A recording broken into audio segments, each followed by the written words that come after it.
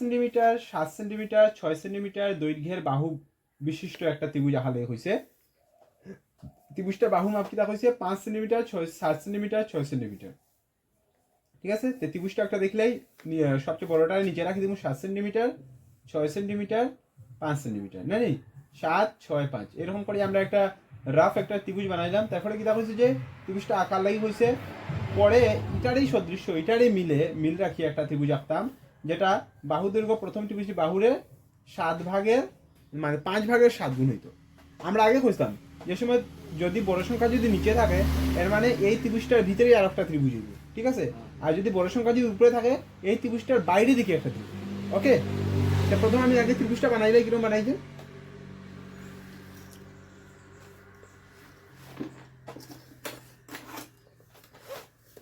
নিচে দিব 7 সেন্টিমিটার,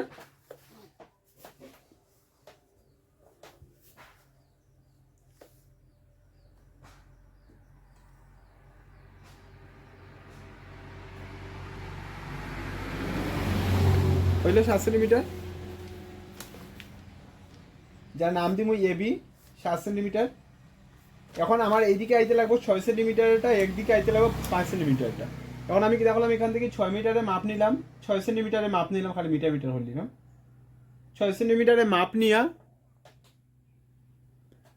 আমি 6 সেন্টিমিটারে মাপ নিয়া কি দেখুন যে বিকে কেন্দ্র করমু, বিকে কেন্দ্র করি আমরা একটা কি দেখুন এখানে মধ্যে চাপ অঙ্কন করবো, ঠিক আছে। সেই মলম করি আমরা কি দেখুন যে এখন আমি 5 সেন্টিমিটারে আমরা মাপ নিব,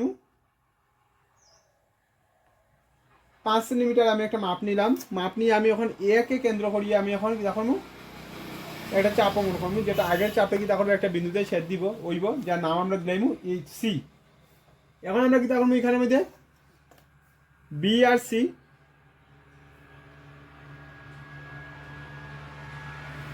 দিয়ে সংযুক্ত করলাম, এ আর সি রে আমরা সংযুক্ত করলাম। আমরা এখানেও কি দাঁড়িয়ে গেলো, আমরা এটা নির্ণয় আমরা কি দাঁড়িয়ে গেলো, এটা নির্ণয় আমার ত্রিভুজ হয়ে গেলো, হয়ে গেলো তো, এটা আমার ত্রিভুজ হয়ে গেলো। এখন আমি কিতা করতাম, এখন আমার নেক্সট যেটা হয়েছে তার সদৃশ্য আমি আর একটা ত্রিভুজ দেওয়া করতাম।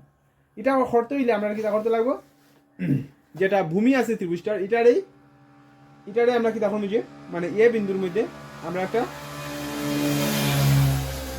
সূক্ষ্মকোণ আঁকবো, আঁকলাম সূক্ষ্মকোণ।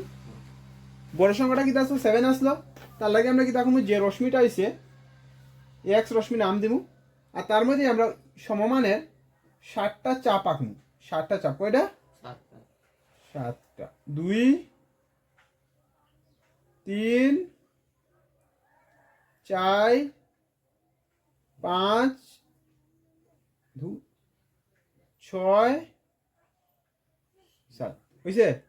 সবটার নাম দিলাম কি A1 A2 A3 A4 A5 A6 A7, ঠিক আছে। আমি তাহলে 5টারে সংলগ্ন করবো, ছোটোটারে সংলগ্ন, ঠিক আছে। 5টারে সংলগ্ন, 5টারে জুড়বো, তার লগে বানাইব। তখন 5টারে করার পরে 5টারে মানে সংযোগ করার পরে আমি 5-এর মধ্যে দেখমু একটা চাপ আঁকমু, সেম এই চাপটা আমি 7-এর মধ্যে A7-এর মধ্যেও আঁকমু, বললাম তো। এখন দেখমু যে 5টা কত বড় কোণ আছে, 5টা আছে কত বড় কোণ, ঠিক আছে। সেম এখানেও নিয়ে এই জায়গার মধ্যে নামিয়ে আমি এই আগের চাপটাটা কাটি, যেটা আমি একটা ছেদ বিন্দু পাইব। A7 আর তারে যে সময় আমরা A7 আর তারে যে সময় আমি যোগ করবো, A7 আর তারে যে সময় আমি যোগ করবো, A7 আর তারে যে সময় আমি যোগ করবো, এটা কি তাই বোঝে আমরা যদি এবি রে বর্ধিত করি, এবি রে বর্ধিত করলে একটা জায়গার মধ্যে গিয়ে ছেদ হইব, যেটার আমরা নাম কিতা দিলাইমু বি ড্যাশ, ঠিক আছে। এখন আমরা কিতা দেখমু, এখন আমরা কিতা দেখমু, দেখমু যে বির মধ্যে কতটা কোণ হইছে, বির মধ্যে একটা আমরা চাপ আঁকি, চাপ আঁকলাম। সেম এখন আমরা আবার ওই ওই চাপটারে আমরা সেম সমমাপের চাপটারে আমরা কি দেখুন এখন বি ডেশে আই আঁকমু, আঁকছি আঁকছি তো দেখবো এখন এই বিটা কত বড় কোণ আসলো, কোনটা নাপলাম, সেম এই জায়গার মধ্যে নাপলাম। তারপরে এখন চলো বি আর বি ড্যাশ আর এই ছেদ বিন্দুটারে সংযোগ করি, সংযোগ করিয়া বর্ধিত করি।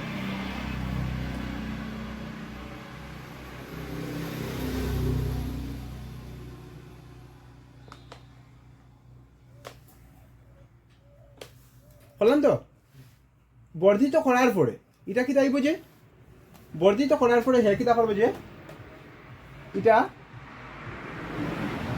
এসি বর্ধিত, এই এসি বাহুটারে বর্ধিত করার হেরে বর্ধিত করার পরে তার দুটা এই এক জায়গায় মিলিত হয়, যেটা নাম দিলাম আমরা কিতা সি ড্যাশ, ঠিক আছে। আর এইটাই আমার কিতা হয়ে গেল, এই যে আমরা নতুন ত্রিভুজটা পাইলাম A B dash C dash, এটা হয়ে গেল কিতা আমার ত্রিভুজ এ বি সি এর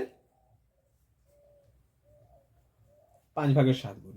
বুঝা গেছে কিতা হয়েছে না, বুঝা গেছে না, বুঝা গেছে তো, ঠিক আছে।